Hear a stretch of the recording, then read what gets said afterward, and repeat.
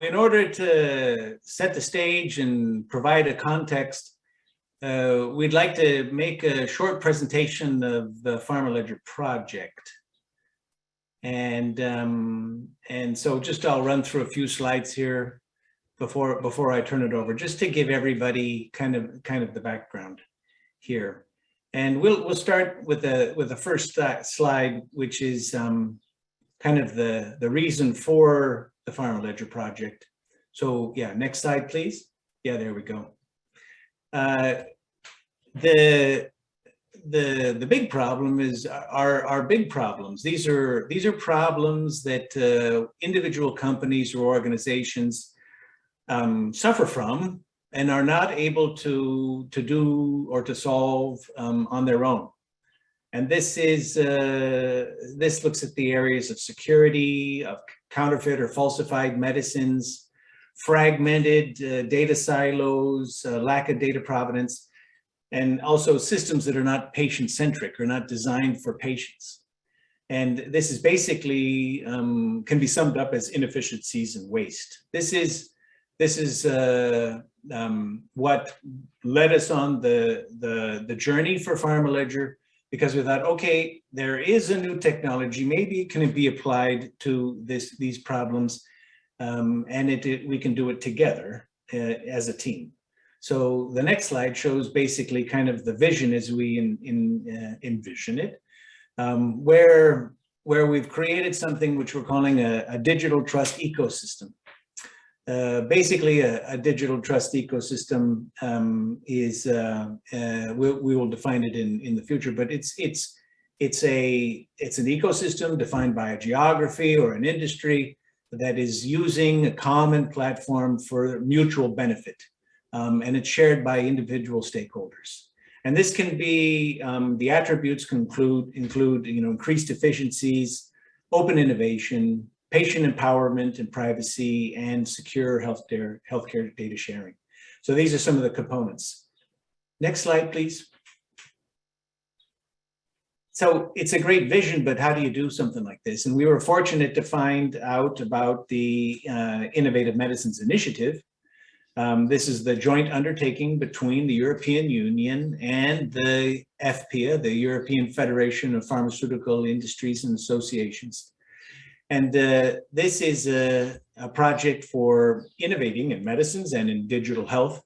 And it turns out to be a great vehicle for a project like PharmaLedger in order to pool resources and to pool risks and to create a consortium, a diverse consortium that's able to focus over a reasonable time with the proper resources to deliver something new. The other good thing is that the IMI, it has existing governance, it has existing consortium agreements, all of the things that you need to build a consortium were already available.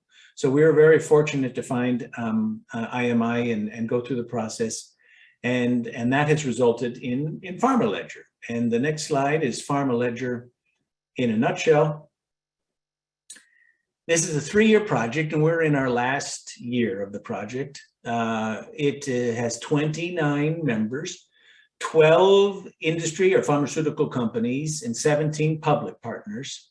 With the public partners, we have universities, hospitals, we have some service providers, and we have patient organizations as well. The goal of the project is to prove the value of a blockchain solution by developing use cases in 3 different domains or focus areas. Those are in supply chain, clinical trials, and health data. And of course, the clinical trial recruitment is then one of the use cases that we've been working on in the domain of clinical trials. The goal is to prove the value of this and develop a common platform that can be reused for other applications or other use cases, and to also develop and implement a governance and operating model that will carry on in the post-project phase in terms of impact and sustainability of the solution beyond the life of the project.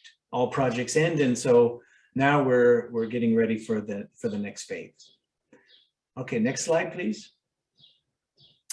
This is the digital ecosystem that I described before, and we see DT as PharmaLedger as a core component in the future of the healthcare DTE. We originally, when we proposed this project, we called it a healthcare-enabled, blockchain-enabled healthcare. But what we discovered is that probably this digital trust ecosystem better describes what we're talking about. It is trust through cryptography. It's an ecosystem which is all of healthcare, and it is and all of the independent parties as well. So that's really our vision. And it's not the only digital trust ecosystem, right? There may be other ones in finance or government or anything, but we're focused on accelerating that in healthcare. Next slide, please. This is the use cases that we have selected and prioritized and have then been working on over the past 2.5 years. They include, we have basically a value chain here: clinical trial recruitment, which is the focus of the discussion today, e-consent or electronic informed consent form, which is also a key activity with clinical trials. Clinical supply and finished goods traceability are two supply chain use cases looking at material traceability, but in different scenarios. Electronic product information and anti-counterfeiting are two related use cases that promise to provide the latest trusted product information as well as authenticity of products. And the last one is medical device, IoT, and personalized medicine, which combines a couple of use cases in leveraging device data, IoT data, Internet of Things, and real-world evidence for patient therapies. Next slide, please. Just to give you an idea where we are in the project, as I mentioned, we're in the 3rd year. It's all about validating or demonstrating the value of these approaches and getting the ecosystem feedback, which is exactly one of the activities which we have today. Implementing the governance and operating model for the post-project, disseminating, communicating the results to the biggest extent possible, and then transitioning from the project to the operations and closing down the project. And I think that this session today is an excellent step forward in terms of the ecosystem awareness and education and dissemination about how we're going to move forward with clinical trial recruitment in the future, who is going to be involved, and what vehicle we will use to pursue that in the future. I'm excited about it and hope that we have a great session. My last slide, I think, which will also be available, but if you haven't already, through the invitation, there's plenty of ways to engage through the newsletter or social media or the website. So with that, I'd like to thank you very much for your attention.